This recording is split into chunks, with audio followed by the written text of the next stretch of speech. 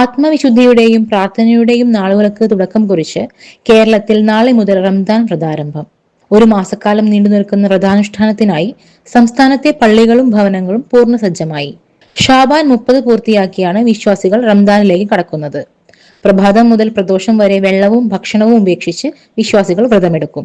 രാത്രികാലങ്ങളിലെ പ്രത്യേക പ്രാർത്ഥനകൾ, തറാവി, ഖുർആൻ പാരായണം എന്നിവയോടെ പള്ളികൾ സജീവമാവും. പാവപ്പെട്ടവരെ സഹായിക്കാനും കുടുംബ ബന്ധങ്ങൾ ദൃഢമാക്കാനും ഈ മാസം വിശ്വാസികൾ വിനിയോഗിക്കുന്നു.